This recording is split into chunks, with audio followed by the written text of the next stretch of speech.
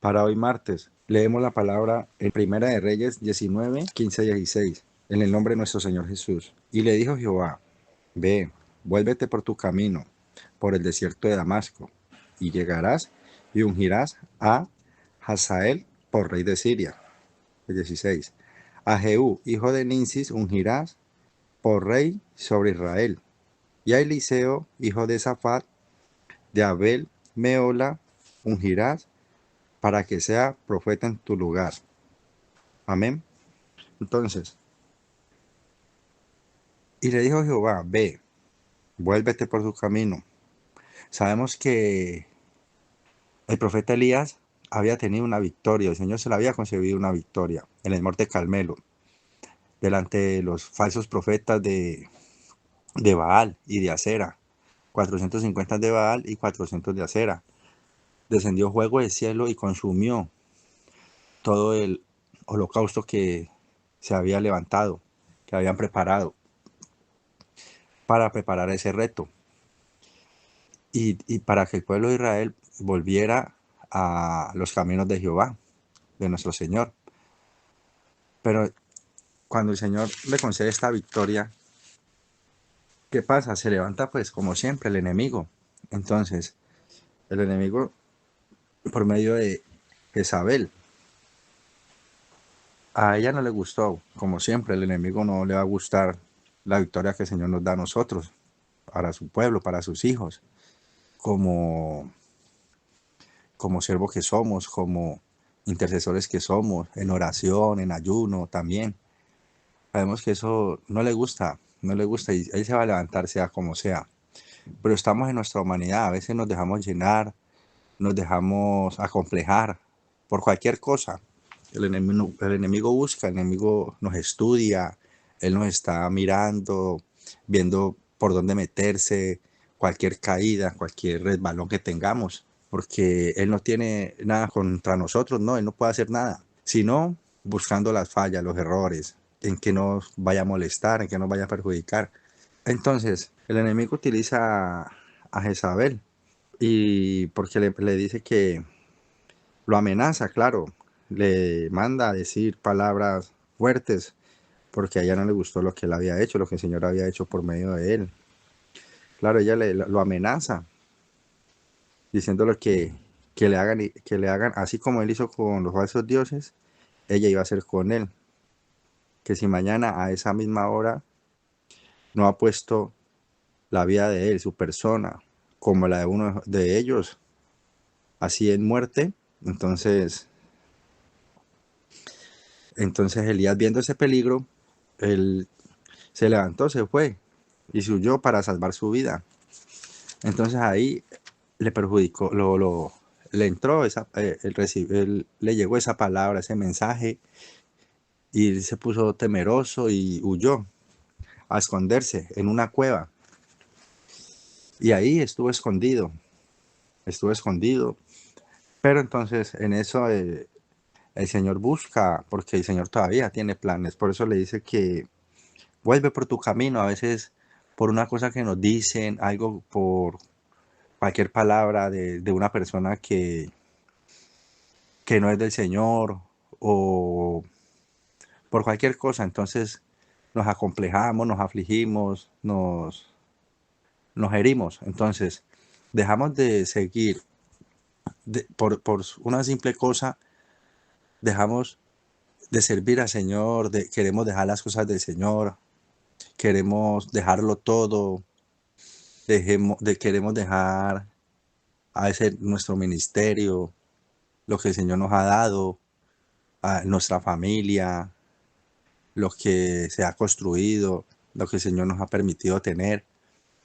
Por cosas nos desviamos, nos escondemos y incluso hacemos como hizo aquí Elías, porque él también era hombre, claro, él tenía sentimientos. Incluso Elías le decía al Señor que le quitara la vida. Señor, quítame la vida, que no soy mejor que mis padres. A veces decimos cosas así o queremos cuestionar las cosas del Señor. Me está pasando esto o lo otro, pero sabemos que el Señor tiene un propósito para sus hijos. Pero el Señor en su grande misericordia, sabiendo pues lo que Él puede hacer por medio de nosotros, porque Él conoce nuestros corazones, nuestras actitudes, nuestra disponibilidad. Entonces el Señor le decía, le preguntaba, Elías, ¿qué haces aquí? Y entonces él volvía y le contestaba lo mismo. Y el Señor otra vez vuelve y insiste con él, le insiste. El Señor nos dice hoy, nos dice, sal fuera y ponte en el monte delante de Jehová. Eso es lo que Él quiere, que salgamos, que nos pongamos delante de Él, que le clamemos a Él, que pongamos su mirada en Él, que Él está allí para levantarnos, que no nos dejemos así afligir, ni que nos quebrantemos por cualquier cosa, no. Por eso debemos tener nuestro espíritu fuerte, nuestro espíritu avivado por medio del Espíritu Santo, que, que Él nos quiere así para su obra. Entonces, ahí pasó algo muy impresionante porque mientras Elías estaba en este proceso, el Señor, en su proceso, el Señor lo alimentaba, pero el Señor aquí le está diciendo, vuélvete por tu camino. Entonces el Señor nos llama a que nos volvamos a lo que hemos dejado, a lo que hemos querido dejar atrás, pero Él nos dice, no, no es así. Entonces Él nos muestra y nos recuerda y nos trae a memoria todo lo que ha hecho y todos los planes que Él tiene para nosotros, para su ministerio, para su reino, que es eterno, que no nos fijemos en esto aquí material. Entonces hubo una manifestación del Señor. Dice que hubo un gran viento y tras el viento hubo un terremoto. Después del terremoto vino un fuego. Hubo manifestaciones mientras el Señor le hablaba a Elías. Pero no, en ninguna de eso, o sea, en la tormenta no, Él no está ahí en sí. Porque nosotros miramos las tormentas, como le pasó a Pedro que caminaba por las aguas, él vio los vientos, el problema, las dificultades. No, debemos ver a nuestro Señor, porque nuestro Señor, en la tormenta, el Señor está en la calma. Y en todo esto que le pasó a Elías, en el fuego, en el viento, en el terremoto, venía de parte del Señor, sí, pero él no estaba allí. Porque viene algo muy sorprendente, porque dice que vino un silbido apacible y delicado. Y allí, en ese silbido apacible y delicado, allí es donde estaba el Señor.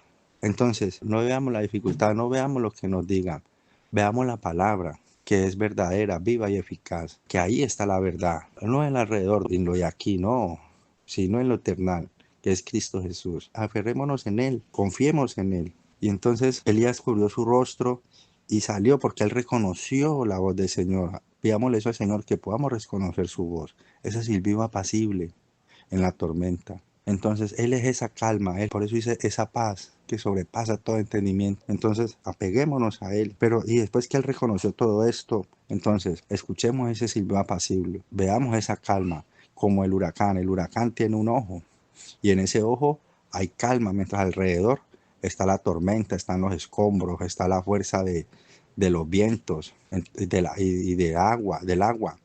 Pero en el centro es el ojo, está la calma, está la paz. El Señor está con nosotros. Pero entonces, pero ¿qué vino después? Claro, le dice, levántate y vete porque largo camino te resta. Aún hay trabajo por hacer, aún hay obra por hacer, aún está el ministerio para seguir, aún hay almas por rescatar, por hablarles del Señor. Porque después dice que de todo esto, le dice, vete por el desierto de Damasco y llegarás y mire, y ungirás a Hazael por rey de Siria. Imagínense todo lo que le faltaba aún por hacer a Elías. Y el 16 dice, a Jehú, hijo de Ninsis, ungirás por rey sobre Israel. Mire, aquí nos habla de que ungirás por rey de Siria y ungirás por rey sobre Israel. Imagínense, dos reinos ahí, aún le quedaba. Y dice, y a Eliseo, hijo de Safat, de Abel Meola, ungirás para que sea profeta en tu lugar.